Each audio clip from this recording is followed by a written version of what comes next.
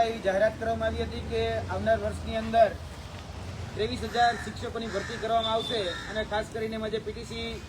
જે કોલેજો છે એ પીટીસી કોલેજો કરેલા વિદ્યાર્થીઓને વિદ્યા સહાયકમાં નોકરી આપવામાં આવશે। તેને ધ્યાનમાં રાખી અને જે બંધ થઈ ગયેલી કોલેજો હતી એ અચાનક જ જાગી અને ક્યાંક ને ક્યાંક જે ભૂતિયા કોલેજો ડમી કોલેજો હતી એને પણ એડમિશન આપવામાં આવ્યા છે। એ બાબતની આજે આ પ્રેસ વાર્તાના માધ્યમથી તમારા સાથે અમે આધાર પુરાવા આ માહિતી મૂકીએ છીએ। જોવા જઈએ તો એનસીટી એટલે કે national council four teacher education જે છે એ આ જે પીટીસી કોલેજો હોય એને માન્યતા આપતી હોય છે। હવે થયું એવું છે કે ઘણી બધી એવી કોલેજો હતી કે જે 2005, 2006, 2007 ની અંદર એમની પાસે માન્યતાઓ હતી, પરંતુ 2012, 2014 ની અંદર જોવા જઈએ તો આ જે કોલેજો છે એ કોલેજોએ પોતે સામે ચાલી એ વિડ્રો કરેલું એટલે કે સરેન્ડર કરેલું હતું અને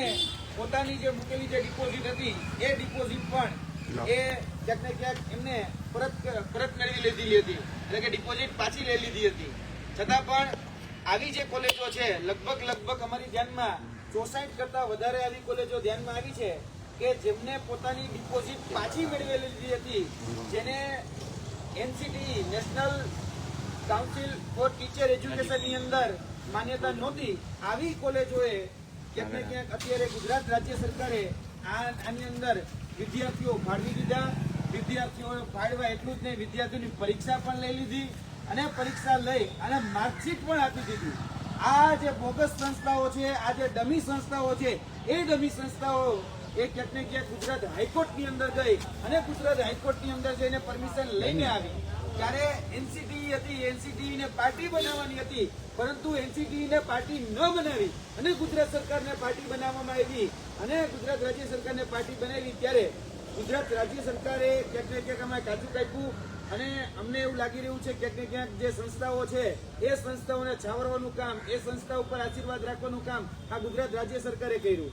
તેને કારણે આવી બોગસ 70 જેટલી સંસ્થાઓ જે છે જે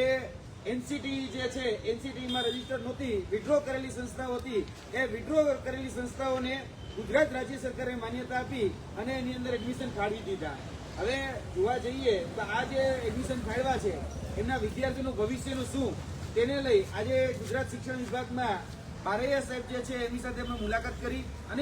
મુલાકાત કરીને વિદ્યાર્થીઓના હિતમાં અમે વાત કરી છે કે આ જે કોલેજો છે જે ક્યાંક ને ક્યાંક તમે ખોટી રીતે માન્યતા જે કહી શકાય વિડ્રો કરેલી સંસ્થા હતી એમાં તમે જે વિદ્યાર્થીઓ ફાળવા છે તે વિદ્યાર્થીનું શું, તો ત્યારે એને પોતાનો જે દોષનો ડોકલો છે એ એનસીટી ઉપર ઠાલવો છે અને એવું કીધું છે કે અમે એનસીટીની ગાઈડલાઈન પ્રમાણે ચાલીશું। પરંતુ સ્પષ્ટપણે સુપ્રીમ હાઈકોર્ટનું જજમેન્ટ છે, સુપ્રીમ હાઈકોર્ટમાં ઐતિહાસિક ચુકાદો આવેલો છે આદર્શ શિક્ષા મહાવિદ્યાલય વર્સિસ જે સુભાષ રેંગનગરનો 2012નો જે ચુકાદો છે તે અને ત્યારબાદ મહાવિદ્યાલય સ્ટેટ ઓફ યુપીનો જે ચુકાદો છે તેમાં બહુ સ્પષ્ટપણે કહેવામાં આવ્યું છે, બહુ સ્પષ્ટ ગાઈડલાઈન છે કે જે સંસ્થાએ વિડ્રો કરી લીધું છે એ સંસ્થાની જે ડિગ્રી છે એ ગેરમાન્ય એટલે કે અમાન્ય જાહેર કરવામાં આવશે। તો આ બિચારા વિદ્યાર્થીઓ જે અજાણ છે એ અજાણ વિદ્યાર્થીના ભાવિનું શું, જે વિદ્યાર્થીએ પોતાનું 1 વર્ષ બગાડ્યું છે એ વિદ્યાર્થીઓને કમ્પન્સેશન આપવામાં આવે અને જે ગેરમાન્ય જે સંસ્થાઓ છે જેને કોર્ટને પણ ગેરમાર્ગે દોરી છે એવી જે સંસ્થાઓ છે એની પર દંડ કરવામાં આવે એવી અમારી આ માધ્યમથી માંગણી છે। હવે જોવા જઈએ તો તમે જોઈ શકો છો કે એનસીટી નો લેટર છે, આ એનસીટી ના લેટર ની અંદર એક સંસ્થા છે શ્રી સહજાનંદ સંસ્થા, આ સંસ્થાએ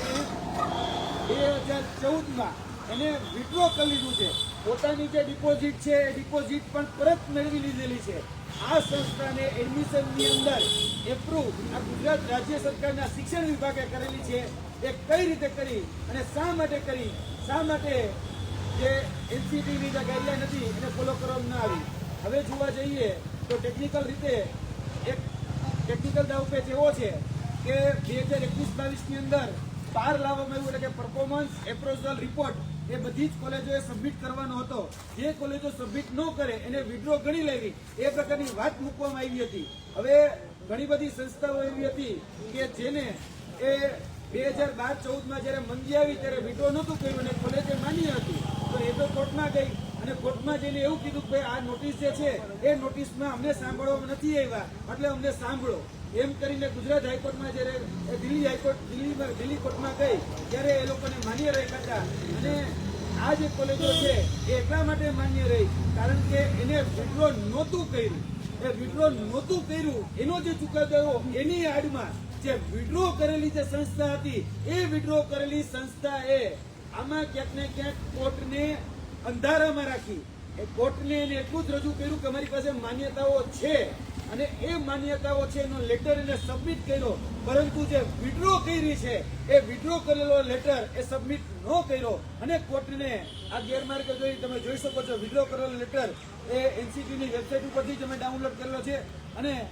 જે ગુજરાત રાજ્ય સરકારમાં જ્યારે પિટિશન કરવામાં આવી ત્યારે ગુજરાત રાજ્ય સરકારે એજ્યુકેશન ડિપાર્ટમેન્ટમાં એને પાર્ટી બનાવી હતી અને પાર્ટી બનાવી ત્યારે ક્યાંક ને ક્યાંક ગુજરાત રાજ્ય સરકારના ઉચ્ચ અધિકારીઓ હતા એને પણ આ વાત છુપાવી કે ભાઈ આ જે સંસ્થાઓ છે એ સંસ્થાઓને ઓલરેડી વિડ્રો કરી લીધી છે, છતાં પણ એ લોકોને માન્યતાઓ આપી દેવામાં આવી. આ ટેકનિકલ પોઈન્ટ જે છે હવે અમે એની ચર્ચા પણ બારએસઆઈ જોડે કરી છે કે તમે આની અંદર શું નિરાકરણ લાવશો. ત્યારે એને પોતાનો જે દોષનો ટોપલો જે છે એ શિક્ષણ વિભાગે પોતાનો દોષનો ટોપલો એ એનસીટી ઉપર જોડી દીધો છે. અમે બહુ સ્પષ્ટતા સાથે કહીએ છીએ જે કોર્ટના આદેશની આડમાં જે અધિકારીઓના સેટિંગથી જે બલીના બકરા એ વિદ્યાર્થીઓને જે બનાવવામાં આવ્યા છે એ માસૂમ વિદ્યાર્થીઓ છે આ બધી પ્રક્રિયાઓ જાણતા નથી હોતા. એના ક્યાંક ને ક્યાંક ભવિષ્ય એ ચટોડે ચડાવવાનું અને ભવિષ્ય બરબાદ કરવાનું જે કાવતરું રચવામાં આવ્યું છે એની પર તાત્કાલિક એક્શન લેવામાં આવે અને આ વિદ્યાર્થીઓને કમ્પન્સેશન આપવામાં આવે અને જે ગેરમાન્ય સંસ્થાઓ છે એની ઉપર ફોજદારી ગુનો દાખલ કરવામાં આવે, એની પર કાયદેસરની એફઆઈઆર દાખલ કરી